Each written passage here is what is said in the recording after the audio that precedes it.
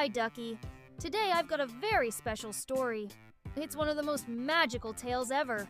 Snow White and the Seven Dwarfs. Ooh, I've heard of Snow White, Bunny. What makes her story so magical? Well, Ducky, Snow White wasn't just beautiful. She was kind and brave, too. Let's jump right in and find out more. Once upon a time, in a faraway kingdom, there lived a princess named Snow White. She had skin as white as snow, lips as red as roses, and hair as black as ebony. Everyone adored her for her beauty and her kind heart. But there was someone who wasn't happy. Her wicked stepmother, the queen. Now this queen had a magic mirror, and every day she would ask it, "Mirror, mirror on the wall, who's the fairest of them all?" For years the mirror said she was, until one day it said, Snow White, right? Uh-oh, I bet the queen didn't like that. Exactly. The mirror told the queen that Snow White was the fairest in the land. The queen's jealousy turned to anger. She was so furious, she ordered a huntsman to take Snow White into the forest and, well, get rid of her. But the huntsman couldn't do it. Snow White was too kind and innocent. Instead, he told her to run away and hide deep in the forest. Snow White ran and ran until she found a tiny little cottage. Tired and scared, she went inside. Now this cottage belonged to 7 dwarfs. Their names were Doc, Grumpy, Happy, Sleepy, Bashful, Sneezy, and Dopey. When they came home from working in the mines, they found Snow White sleeping in one of their tiny beds. Tiny beds? Snow White must have looked really big in them. She sure did. But when she woke up and told them her story, the dwarfs felt sorry for her. They offered to let her stay with them, and Snow White was safe and happy, living with the dwarves. But the queen wasn't done. When she asked her mirror again, it still said Snow White was the fairest. Furious, the queen decided to take matters into her own hands. She disguised herself as an old woman and created a poisoned apple.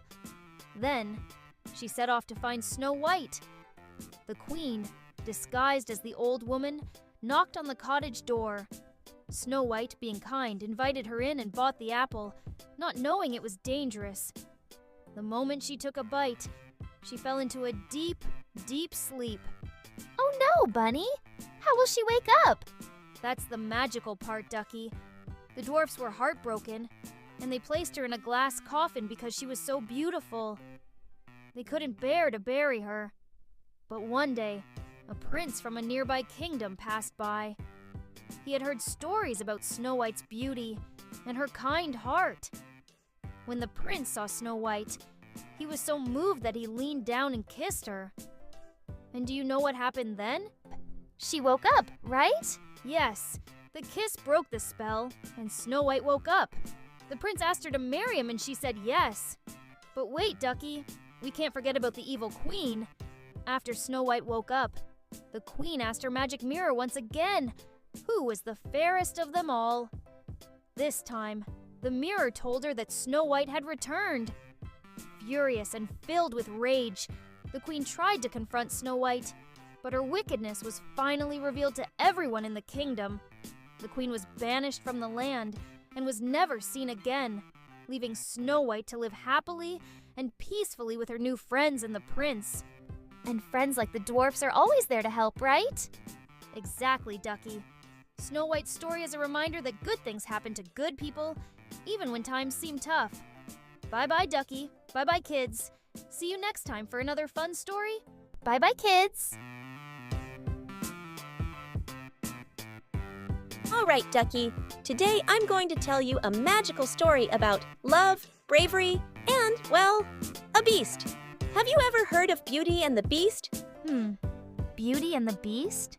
Sounds a bit scary. Does the beast eat people? No, Ducky. It's not that kind of beast. Let me start from the beginning and you'll see. It is a story of magic, adventure, and of course, some good old chuckles. Picture this. We're in a small, quiet village, and everyone here is buzzing about a girl named Belle. Once upon a time, in a cozy little village, there was a smart, brave, book-loving girl named Belle. Now, when I say she loved books, I mean, really loved books. If she had a choice between chocolate cake and a book, she'd pick the book. Crazy, right? But Belle wasn't your ordinary village girl. Oh no, she was different. While the other villagers chatted about the weather or the latest gossip, Belle would be off somewhere reading about dragons or knights or something awesome. And guess what? She had a fan club. Well, one person really. Gaston, a guy who thought he was super handsome and super charming. But Belle, not so impressed. Every day, Gaston would strut around flexing his muscles. "Oh, Belle, look at me!" And Belle would roll her eyes like, yeah, no thanks. One day, Belle's dad, Maurice, who was an inventor, decided to head into the forest for some creative inspiration. And this, kiddos, is where things get interesting. Because Maurice, bless his heart, got lost faster than you can say, oops! And the poor guy ended up at this spooky, towering castle. You know, the kind with creepy statues and cobwebs everywhere. Well, turns out this was not your average castle. This was the home of the Beast. Now, don't get too scared. The Beast was just a guy under a spell. Once, he was a prince, but he was kinda rude. So a magical enchantress turned him into, well, a beast. And let me tell you, he did not look like a cute, fluffy teddy bear. More like a big, fuzzy, slightly grumpy lion bear man. So Maurice is wandering around the castle, touching this, poking that, until he plops himself down on a chair. Which just so happens to talk. I mean, can you imagine? You sit down, and suddenly the chair goes, "Hey, watch it, pal!" Turns out, the entire castle was under the same spell as the Beast. The servants were turned into all sorts of fun stuff. Lamps, clocks, teapots. And, trust me, they had their personalities intact. There was Lumiere, the candelabra who was a smooth talker, and Cogsworth, the clock who was, well, a bit of a worrywart. Anyway, the Beast finds Maurice, growls at him and says, "How dare you trespass in my castle?"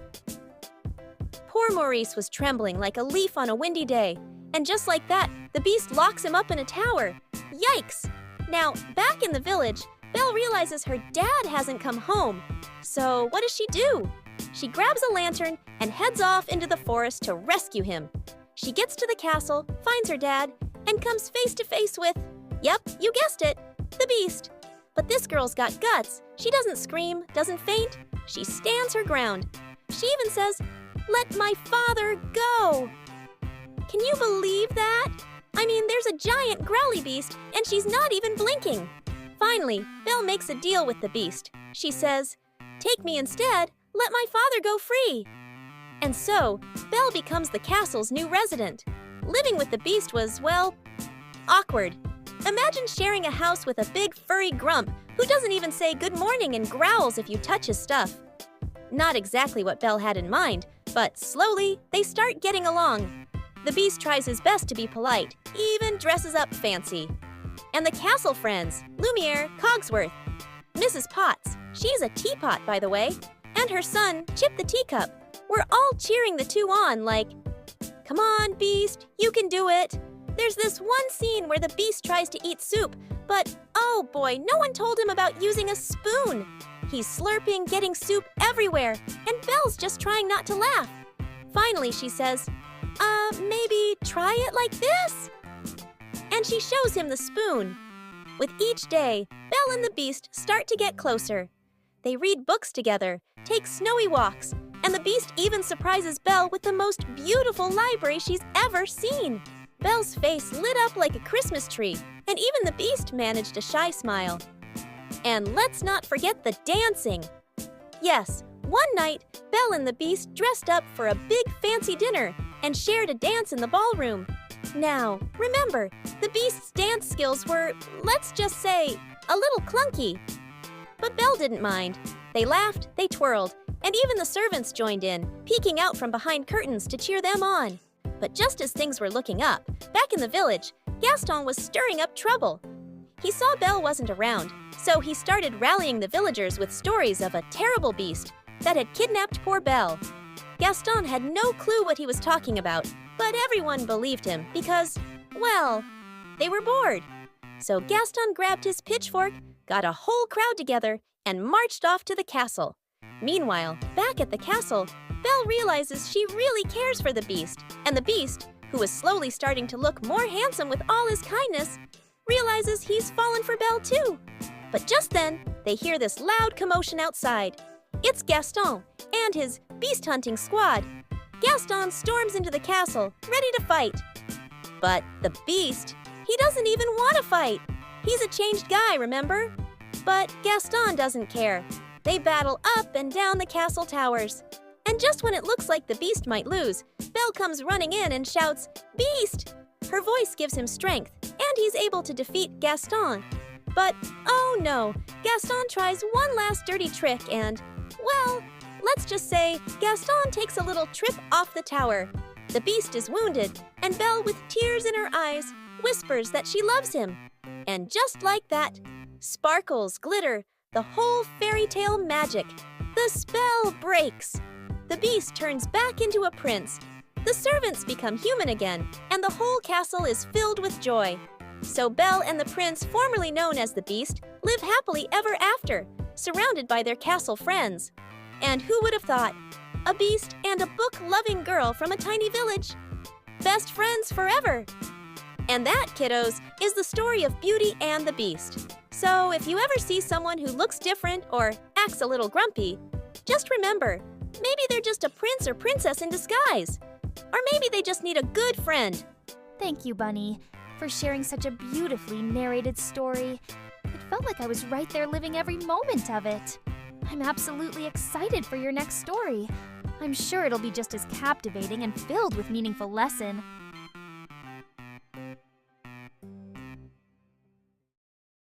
Jack and the Beanstalk. All right, kiddos, settle down, settle down. Today, I'm gonna tell you the legendary tale of Jack and the Beanstalk. But be warned, it's got adventure, magic, a giant, and even a talking harp. Ready? Okay, here we go. Once upon a time, there was a boy named Jack. Jack was, how do I put this nicely? Not the brightest carrot in the patch. He lived with his mom, and they were super poor. Like, only one cow to their name poor. And this cow, Milky White, was old. No milk, no money, nada. So one day, Jack's mom said, "Go sell the cow." And Jack said, "Sure thing, Mom." Off he went, leading old Milky White down the road. But, plot twist, on the way, Jack met a mysterious old man. And this guy was like, "Hey kid, want to trade your cow for some magic beans?" And guess what Jack did? He said, "Y-E-S. Can you believe it? Oh, you think that's bad? Wait for it. Jack took those beans home, all proud and grinning like, "Look, Mom, magic beans." And his mom, she was not impressed. Oh no, she went full on. "Are you kidding me?" Mowed and threw those beans out the window. Bam! No beans, no cow, no dinner. Poor Jack. But here's where the magic kicks in. The next morning, Jack woke up to find a giant beanstalk outside his window. I'm talking huge, like reach the clouds huge. And what did Jack do? He climbed it. No ladder, no safety rope. Just up he went. At the top, he found a magical land in the clouds. And smack in the middle was a castle. But not just any castle, a giant's castle. And I don't mean a really big house. I mean a real giant lived there. But first, Jack met the giant's wife. "Oh, hello, little boy. You'd better hide. My husband eats humans for lunch." And then, boom! The giant came in, stomping and shouting, "Fee-fee-fo-fum, I smell the blood of an Englishman." Scary, right? But don't worry, Jack hid in a cupboard like a sneaky little mouse. The giant ate his meal, counted his gold coins, and then, because giants are lazy, he fell asleep. Jack, being the sneaky kid he was, grabbed a sack of gold and ran down the beanstalk faster than a rabbit being chased by a fox. Zoom! But do you think Jack stopped there? Oh no, he went back. This time, he saw a hen that laid golden eggs. I mean, golden eggs, kids. Can you imagine? That's like an endless supply of shiny treasure. Jack stole the hen too and ran back down. But, oh no, he wasn't done. On his third trip, he found a magical harp that could play music on its own. But the harp wasn't happy about being stolen. It started shouting, "Help! Help!" And guess who heard? The giant! The giant chased Jack all the way to the beanstalk. Jack climbed down as fast as he could and yelled, "Mom, get me an axe!" His mom handed him the axe, and whack, whack! Jack chopped that beanstalk right down. The giant fell and splat, no more giant. And what happened next? Jack and his mom lived happily ever after with the golden eggs and the magical harp. Oh, and Jack learned a big lesson. Always think before you trade your cow. So, kiddos, what do you think? Was Jack brave or just lucky? A bit of both. And that's the story of Jack and the beanstalk. Now, who's ready for some carrot juice and cookies? Oh, and before you go, kiddos, don't forget to like this story, subscribe to my channel, share it with your friends, and leave a comment below telling me your favorite part. Was it the magic beans, the golden eggs, or the giant's big fee-fee-fo-fum? I can't wait to hear from you. See you next time for another Hoppin' Good story, The Magical Star of Evergreen Town. Hello, kids! Gather around, because I'm about to tell you a magical Christmas story from the snowy town of Evergreen. This isn't just any town. It's a place where Christmas magic sparkles brighter than anywhere else. Every year, the town decorates the tallest tree with twinkling lights and a super special ornament called the Christmas star. This star isn't just shiny, it's magical. It makes everyone in the town happy, kind, and full of Christmas cheer. But this year, oh no, the star vanished. Poof, gone like a snowflake melting on your nose. The townsfolk were as gloomy as a rainy Christmas. Without the star, even the candy canes tasted plain. But don't worry, our heroes, a little boy named Ollie and his best buddy, a cheeky squirrel named Nibbles, were ready for an adventure. Now, Ollie was small and quiet, but he had a heart bigger than Santa's sleigh. When he heard the mayor say, "Without the star, Christmas is ruined," Ollie stood up and said, "Not on my watch." He and Nibbles followed some sparkly footprints into the enchanted forest, a magical place where candy canes grow on trees and snowflakes sing jingles. Along the way, they found a funny little house made of gingerbread and icing. Doesn't that sound delicious? Inside was a grumpy gnome named Grizzle, munching on a gumdrop. "What are you two doing here?" he grumbled, crumbs in his beard. "We're looking for the Christmas star," Ollie said. Grizzle rolled his eyes. "Of course you are. The Frost King took it. He's mad because nobody thanks him for making snow every Christmas." Uh-oh. A Frost King with hurt feelings is never good.